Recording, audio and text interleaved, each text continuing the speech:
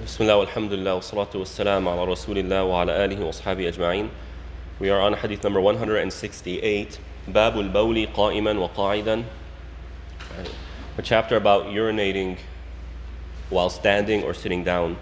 عن حذيفة رضي الله تعالى عنه قال أتى رسول الله صلى الله عليه وسلم سباطة قوم فبال قائما ثم دعا بماء فجئته بماء فتوضأ. So Hudayfa radiallahu ta'ala an says that he was with the Prophet, and the Prophet went to a subata. A subata is pretty much a landfill, right, where people throw their trash. So this is an area in Medina, the outskirts of Medina, where people would throw their non-perishable trash, so to speak. So the Prophet ﷺ, relieved himself there, and he did it while standing up. Now, when this began to circulate among the companions, Aisha radiallahu ta'ala anha, she said, absolutely not. The Prophet ﷺ never did that. He would always relieve himself while crouching or while in a seated position. However, this is an authentic hadith. Aisha radiallahu ta'ala anha wasn't there with him every single moment of his life. So how do we understand the two? We understand the two in that the Prophet ﷺ regularly, normally, would relieve himself in a seated position, right? Why? Because that is cleaner, right? It's cleaner, and therefore Muslims should be encouraged to relieve themselves that way. However, it is not a sunnah to relieve oneself in a seated position. We're not calling it a sunnah. And it's not haram or even discouraged to relieve oneself while standing up, so long as they properly, distance themselves to where the splashes don't come back to them, and if it does, they properly clean themselves. All right.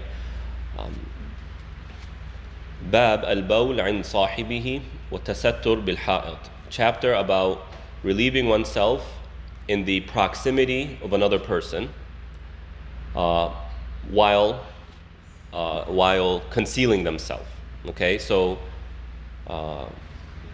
in another narration of the previous hadith, Hudayfa says, قال فانتبذت منه فأشار إلي فجئته فقمت عند عقبه حتى فرغ. So Hudayfa says in another narration that I slightly distanced myself from the Prophet ﷺ while he relieved himself. However, I could still see him, right? To where when the Prophet told me to come, I came, and I brought water with me. So what does this mean? It means that, number one, it is an obligation, it is mandatory, it is a must that when somebody relieves themselves, there is an amount of concealment to where certain parts of the body are not visible, right? That is the minimum obligation. But the more complete implementation of the Islamic way of relieving oneself is to be completely concealed. But let's just say you're out in the wilderness, and there's only a tree where you can go behind, part of your body is going to be visible, or you're in open land, let's say you're in the desert where there are no plants or trees to hide yourself behind, but there might be a hill of sand so you can partially conceal yourself. That's fine, so long as the sensitive parts of the body are completely concealed from the eyes of others. So don't misunderstand me into thinking that, it's just okay, do it wherever, as is unfortunately kind of the culture here in the West. You go to these bathrooms and the stalls are partially open. It's really bizarre. Why don't you just put something to completely close it? Anyway.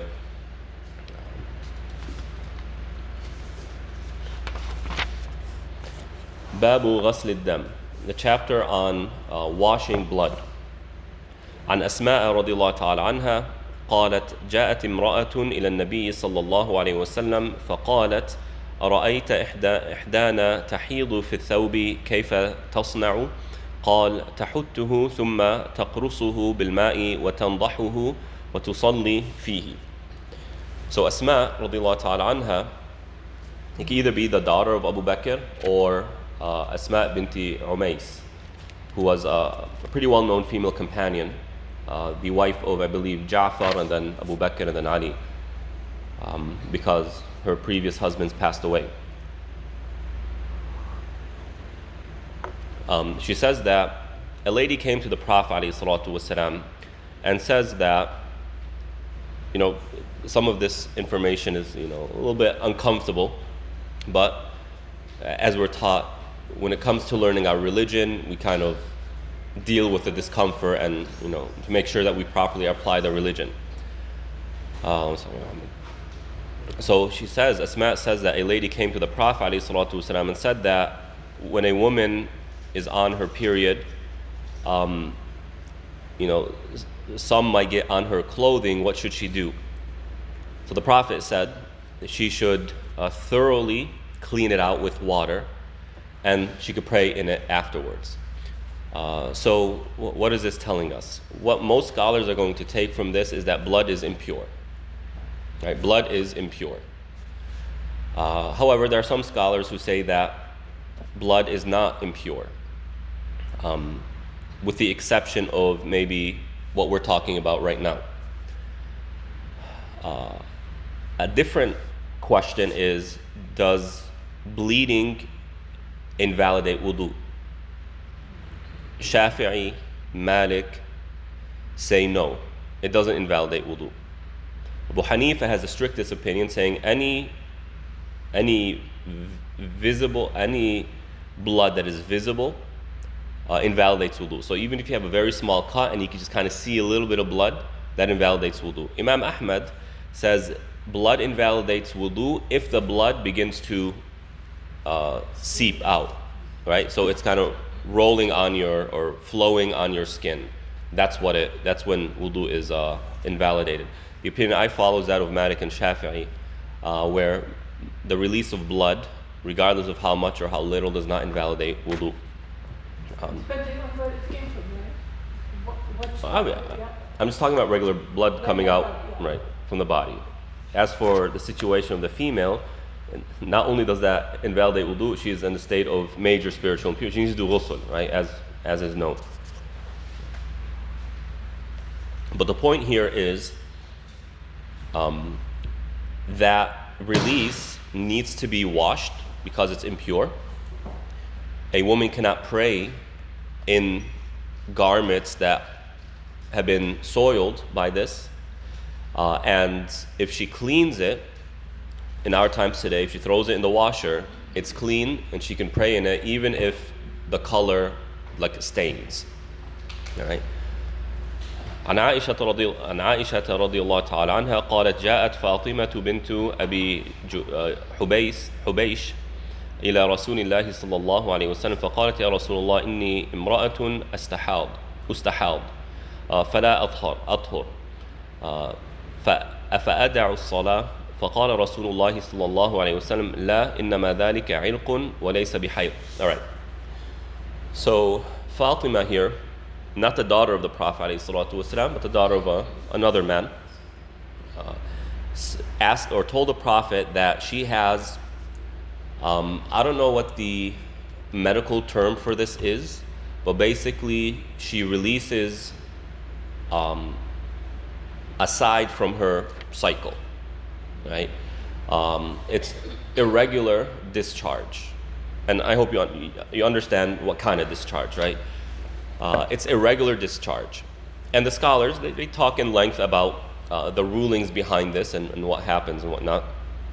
So this lady says that I'm constantly releasing, right? I'm constantly seeing spotting. I'm never pure, spiritually speaking. So she asked, should I not pray, right? In other words, is this irregular situation are the same rulings applied in this irregular situation as it is in the regular situation? And the Prophet ﷺ says, no, ذَلِكَ عِرْق. That is, irq is like a vein or something. In other words, he's saying that is an irregular condition, وَلَيْسَ بِحَيْض, and it's not a normal cycle. So the rulings are different. فإذا أقبلت حيضتك فدعي الصلاة وإذا أدبرت فاغسلي عندك الدم ثم صلي ثم توضئي لكل صلاة حتى يجيء ذلك الوقت. Okay, there's a lot to unpack here, so I'll try and simplify as much as I can. The Prophet tells her, when your routine cycle comes, then you don't pray. All right, if she's constantly discharging, how does she know her routine cycle? Now, my assumption is that ladies are able to differentiate, but maybe if there's a man, listening, and he gets this question from his wife or his daughter or whatever, he has a little bit more insight. There are certain ways a lady can differentiate what is regular and what is out of the cycle, what is irregular. One way is the change in color, right? That in her normal cycle, the color is distinct from the normal color of blood or of discharge, right? This isn't the case for all women. It differs from woman to woman, but for some women, they can differentiate based on color. For other women, they have a routine time. She knows that regularly it's these days of the month, right? It's normally the first week of the month, the middle of the month. It could be a slight day or two difference, but she knows that this is the time. So in either of these situations, she knows clearly what is routine and therefore what isn't routine. Now it could shift from time to time. Sometimes if the lady goes through a lot of stress, it can disrupt the routine and shift it, right? But she knows all of that. But here are the two ways. So he's telling Fatima that when the routine cycle comes, you don't pray. And when it finishes, now she has to deal with the irregular situation. What should she do? The Prophet says, فَاغْسِلِي عَنْكِ الدَّمِ. Wash that discharge, right? And pray and make wudu for each salah until your next cycle. Okay, now, what seems to be said here is that she's responsible for making wudu for every salah, so long as that irregular situation is occurring. Now, some scholars took that opinion, right? Where the question arises is the following, that a major principle in Islam is that al-mashaqqa tajlibu at-taysir. When a person is in a burdensome situation, part of the function of the Sharia is to lighten the load on you. To lighten the load on you. An extreme example of this, you're starving. You are starving to the point of it actually harming your body. And the only thing in front of you is pork and a glass of wine. Now, you are in a state of mashaqqa, you're in a state of burdensome. Now, this is an extreme example. So the Sharia comes and says, while you're in that state, the haram becomes halal. Right? Of course, with some conditions, that's not the point of the discussion. Now, there might be situations where it's not that extreme, but you're still being burdened. So, for example, when you're traveling, there might be a lot of convenience while traveling, but there's still an amount of burdensome. So the Sharia comes and says what for you? You can combine and shorten prayers, and you can choose not to fast, lightening the load. Now, this lady is in a situation that is beyond her control, right? She's not bringing this upon herself. And now she's tasked with making wudu for every single salah. Now, some people might say, where's the burden in that? However, if you're a lady who, maybe you have your skin becomes really dry as a result of wudu, or you're out and about, and you can see how making wudu 5 times a day can create a type of burden. So based on this, some scholars said, no, the Prophet told her make wudu for each salah istihbaban, as a recommendation, but not as an obligation. right? And they will say, because if you look at the wording of this hadith, فَاغْسِلِي عَنْكِ الدَّمْ ثُمَّ صَلِّي ثُمَّ تَوَضَّئِ. He tells her, wash the discharge and pray and then make wudu, right, for each salah. But they will respond and say, but he says for each salah, right? So the point here isn't to go deep into the discussion, but the idea is that some scholars said it is obligatory for her to make wudu each time. Other scholars said, no, we interpret this as a recommendation, not as an obligation upon her. So this also could mean الله أعلم فاغسلي عنك الدم ثم صلي. هذا الدم هنا المقصود فيه دم الحيض. Yeah. It's not الدم irregular dam. Yes. Okay, so No. It's irregular. It's the irregular dam. I see what you're saying. Yeah. I see what you're saying. So perhaps what the Prophet ﷺ is saying is that when her period ends, if there's any discharge that has soiled her clothing, she needs to wash that, right? And do her ghusl and then pray. And then from there on, when she has that irregular discharge, that's when she starts making wudu for each salah, right? So whatever it is, there's a variation in the schools of opinion, the schools of fiqh. Opinion I follow is that while she is encouraged to make wudu each time, it's not an obligation, right? Why? Because this irregular situation will be categorized as an illness, right? And I don't mean illness in that it's necessarily oh my God, she's sick or she has a condition or anything like that. But in the Sharia, illness, as Allah subhanahu wa ta'ala says, لَيْسَ عَلَى الْأَعْمَى حَرَجٌ وَلَا عَلَى الْمَرِيضِ حَرَجٌ. Right? Allah lifts some of the burden on someone who is ill. This being one of them. Right? Absolutely not, right? Even though I think there is a hadith that says اغتسلي, or some scholars understood this as making ghusl for each one, but that's just too much, right? But you know what's so interesting about this hadith? How the woman had absolutely no inhibitions of asking Rasulullah about this person, right? But we have to be, some women did, some women didn't. Yeah, but I mean, if they come to ask, it's really amazing how they... Mm-hmm.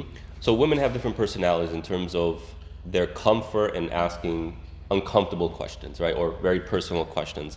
And they're just difference of personalities. But we say in general, as I mentioned earlier, that when it comes to learning our faith, we're not going to let discomfort and shyness prevent us from learning how to worship Allah subhanahu wa ta'ala. So we would rather deal with the discomfort to learn than avoid the discomfort and not learn. All right. I'm going to skip hadith 1. I guess I just contradicted myself. Okay. Which one are you skipping? The next one. See, I just contradicted myself, right? I'm not going to skip it, but I'll do my best to word it in the most comforting way. So, Babu ghusl al-mani wa farkihi.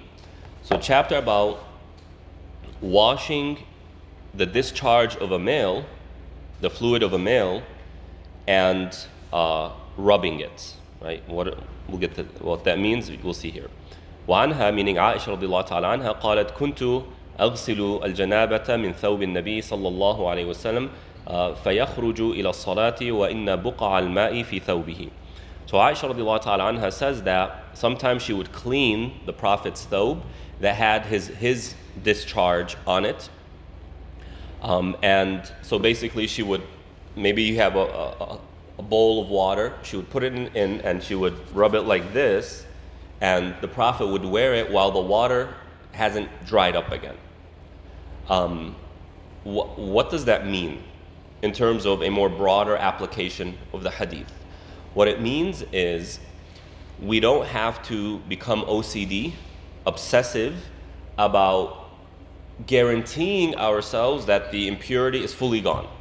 Is there a chance that some of that impurity or that discharge is still lingering in the water that has yet to dry? It's possible, but it doesn't matter. So long as we did what we are told to do in terms of washing, purifying impurities, then we're good to go. We don't have to overdo it. Again, the Sharia is simple. It is simple. And as the Shatibi rahimahullah ta'ala says in one of the most renowned works in the Islamic library, Muwafaqat, he says, among the features or the characteristics of the Sharia is that it's understandable by the average person. And therefore, right, what is overly complicated to where the average person cannot understand, it's not from the Sharia. Right? So we don't want to overdo it. If it's been washed, that's it, khalas.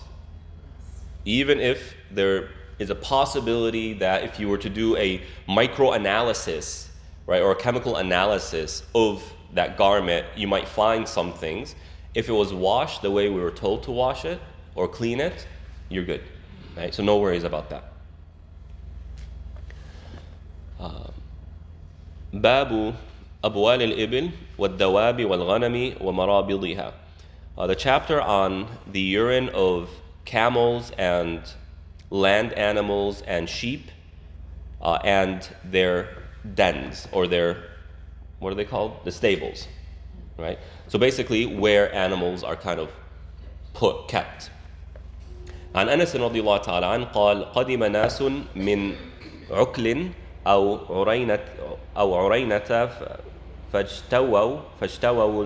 فاجتووا المدينة فأمرهم النبي صلى الله عليه وسلم بلقاح وأن يشربوا من أبوالها وألبانها فانطلقوا فلما صحوا قتلوا راعي النبي صلى الله عليه وسلم واستاقوا الغنم فجاء الخبر في أول النهار.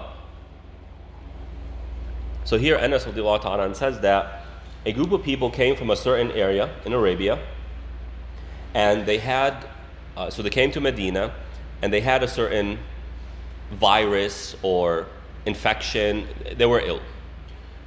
So the Prophet ﷺ told them to drink from the milk of a camel and the urine of a camel. All right? The milk of a camel and the urine of a camel. Now looking at your faces, oh my God. This is a disaster. Erase it, right? So what's going on here? Is the Prophet ﷺ saying that there is medicine or antibodies or whatever in the urine of a camel? Contemporary Muslims have looked into this hadith and they have answered this question, right? And to be honest, I forgot the details of that answer, unfortunately. But when we look at what's called prophetic medicine, maybe you have this book or you've seen the book, Prophetic Medicine, right? It's very popular.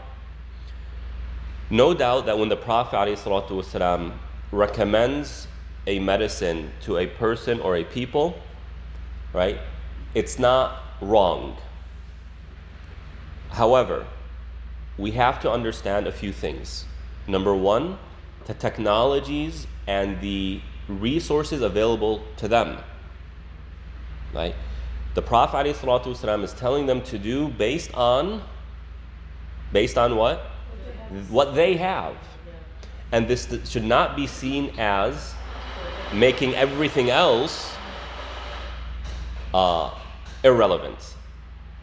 Right? So that's number one. So in other words, contemporary physicians or experts in the medical field or pharmacists, they shouldn't understand prophetic medicine as saying, don't look at new research, don't look at new ways of cures and medicine because this is the best. No, that's not what's happening, right? Number two, we also have to understand that, as we know, or what happens to us or our kids when we take them to the East. They all get sick. Why? There are viruses there in the air that they haven't developed the antibodies for, but the natives have. So similarly, when the Prophet says, drink from the urine of the, right, this is Arabia. They have certain antibodies. Their bodies respond differently to certain treatments or to certain things. So this shouldn't be seen as, okay, open up the doors. If you're sick with the same thing, if we know what it is in the first place, go ahead and drink, urine. Now I saw a video of some guy saying the Prophet told us to do this, and he's taking literally the urine of a camel, and just kind of bathing in it. This is a sheer misunderstanding of what the Prophet ﷺ is saying, right? So when we want to analyze this particular hadith, we're going to start at a certain base, and that base is this is a unique recommendation from the Prophet. What I mean by unique is it should be initially understood as this is relevant to specifically them until proven otherwise. All right? So be very careful when you read hadith. Be very careful. You see, the Quran is very easy to understand. Allah says so, وَلَقَدْ يَسَّرْنَا الْقُرْآنَ لِلذِّكْرِ.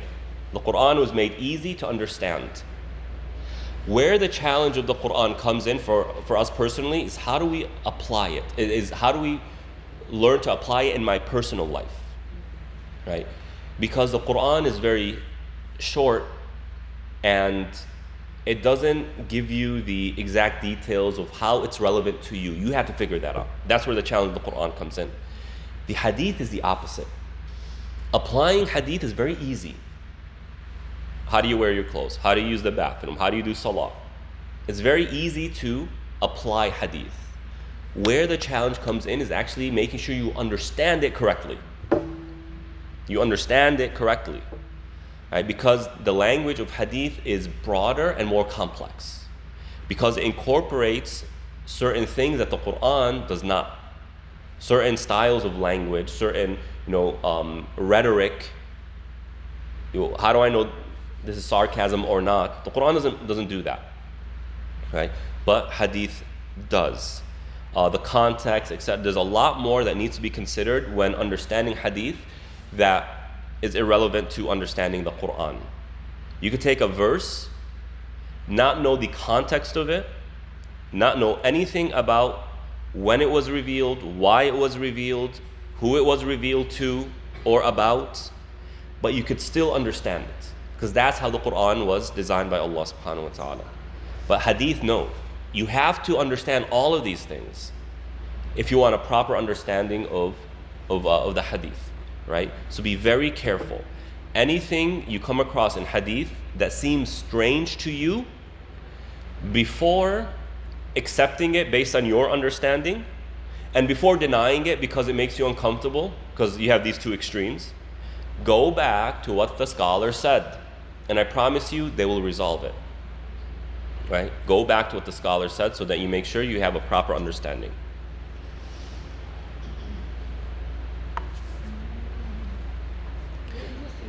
Now, the continuation of the hadith is that these individuals who came to Medina actually killed a shepherd, a Muslim shepherd, and stole his flock. And they killed him in a very gruesome way. Very gruesome way. So when word reached the Prophet ﷺ, he sent for them, they caught up to them, got them, and the Prophet ﷺ basically commanded that these individuals be tied under the sun on a rock, and وَسُمِرَتْ أَعْيُنُهُمْ, right? They were, their eyes were pretty much taken out, right? And they would call for water, and no one would give them water, right? This is probably the most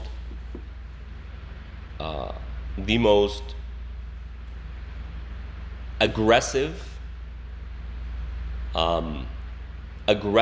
action of the Prophet ﷺ, right? And people come to, how can you do that? Where's the mercy and whatnot? First of all, was it justified? Let me ask you this, Yes. right? Was it justified? Yes. Right?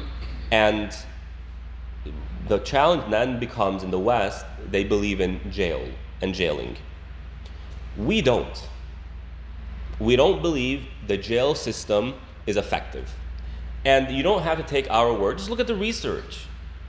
The research shows that only 2% of people who are incarcerated actually reform themselves. Only 2%.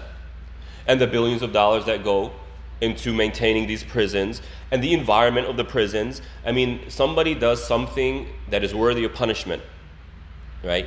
And then they're put into jail, into an environment that brings the ugliest out of them.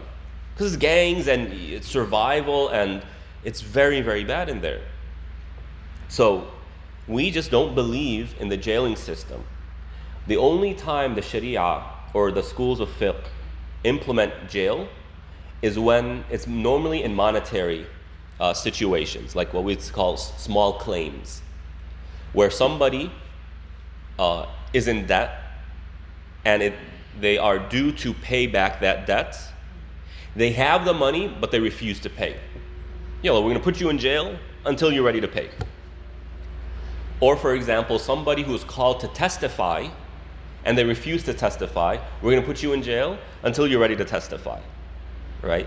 But that person, it's in their control now to get themselves out of jail, and it's a very temporary thing.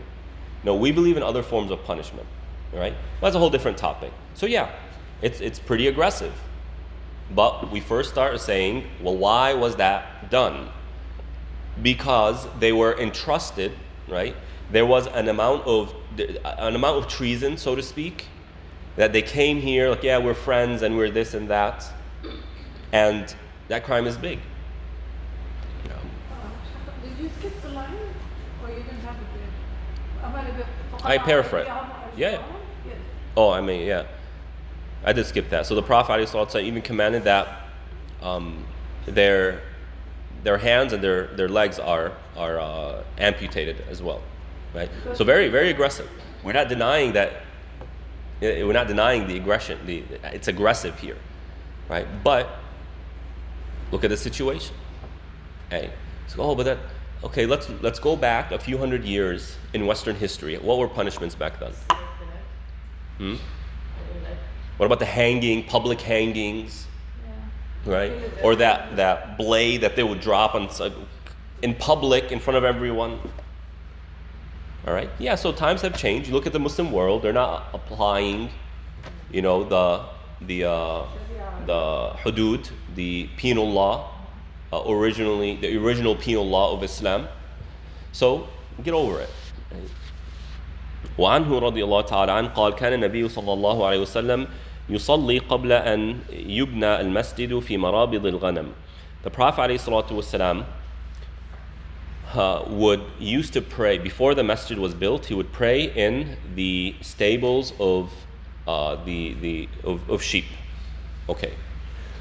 Why does that matter? It matters because if there are sheep there, what is bound to happen? Right? Have you ever gone to the petting zoo? Right? These kids are having so much fun. Yeah, the kids are having so much fun, and then all of a sudden you hear, they all start screaming. Why? Because now it's relieving itself, right? So this area is bound to have the urine and the feces of sheep. But the Prophet still prayed there. So what does that tell us? That the urine and the feces of sheep is not impure. Gross, not gross, that's a different story. But it's not impure. And from here, some scholars, not all, some scholars take the opinion that the release of the urine feces of pure animals that are pure in nature, is pure. It's only the animals that are impure whose feces and urine become impure as well. All right. So if you're walking along and a bird just happens to poop on you, happens to all of us every now and then, right? Let's just say it does it while you're praying.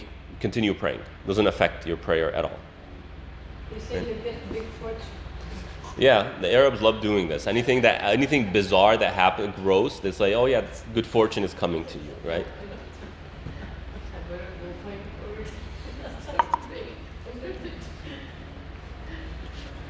باب ما يقع من النجاسات في السمن والماء. The chapter about impurities falling into semen. Semen is, it's broader than just ghee. Semen is a fatty liquid. A liquid that is fat-based. And I say this because oil is included in this, right? Butter is included in this and whatnot. So impurities falling into that or water.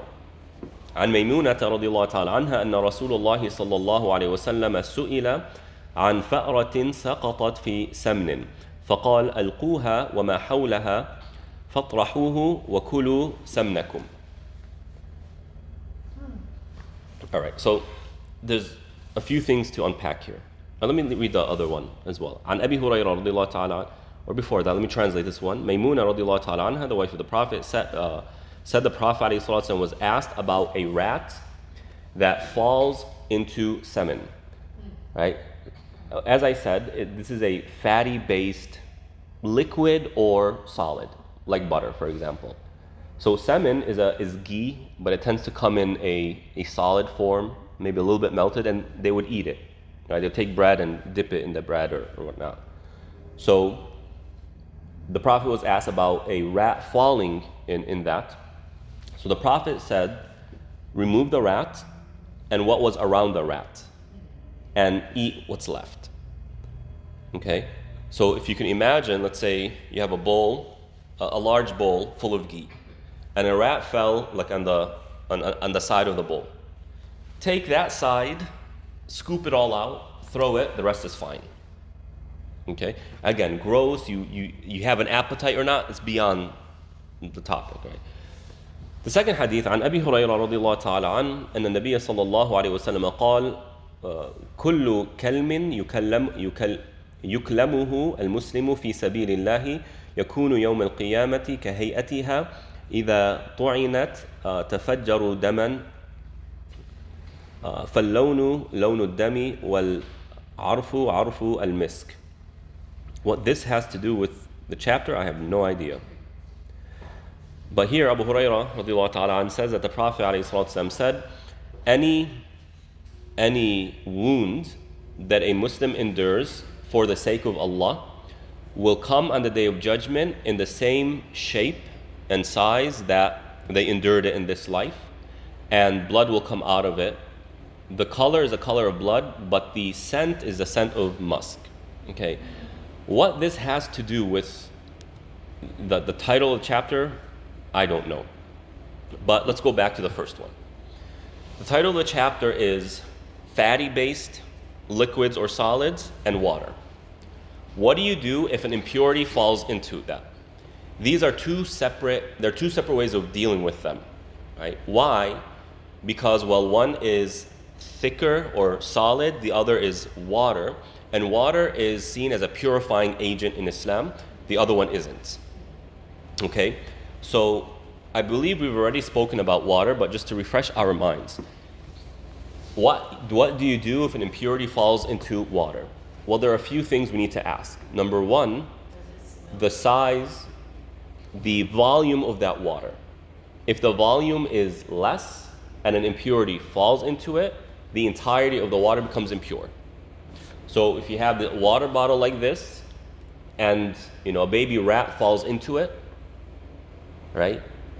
A rat is impure, so the entirety of this water becomes impure. I can't use it to drink or wudu. I can use it maybe for something else. I can water my plants with it, but I can't use it for those specific reasons. However, if the volume of water is larger, right, then impurities falling into it does not affect it. So if you have a large body of water, right, let's say a pool. You have a pool in your backyard, right, and you find a dead rat in it. Do you now have to remove all of the water and refill it for you to swim in it? Because Muslims are not allowed to, for no reason or for no valid reason, kind of put their body or part of their body into an impurity. So what do we do now? We say that that body is large, the volume of water is large, therefore all you need to do is just remove the rat. It doesn't affect the rest of the body. Right? Now, in a crazy situation, let's say the pool is just filled with dead rats, to where the smell and the color of the pool has clearly changed. Now you have to remove it, regardless of the fact that it's very large. Because the property of that water has been clearly affected. The assumption is that impurities in a large body of water does not affect the water, right? So that's one. When it comes to semen, fatty-based things, it's different because it's not a purifying agent, as I said, so it has slightly different rulings. And I gave you one of them, that if it's more solid, you just scoop it out, right? Where is this very important in our times today? Especially for those who don't observe stricter dhabiha rulings. Where is relevant today is that if a restaurant fries bacon in that oil, all of that oil becomes impure. And so if they fry your French fries, I guess it's even non-zabiha. You want to go to a restaurant or fast food, you like their fries, right? You have to make sure that they don't fry it. Well, you have to see if they have pork products, and if they have pork products, how do they cook it, right? And you look at certain fast food places, they say we use the same oil for all of our frying, all right? So you have to be aware of that. You know, some people might go to a restaurant for seafood, and their seafood is fried, but they also have, you know, pork that they fry as well. You have to be careful of that, right? So that's where it's extremely important. Is that because the oil is liquid and it's not semen like a engineered substance? Yeah. So you can't just remove the part where right? Because all of that is just kind of flowing, it's circulating. So it's different than that.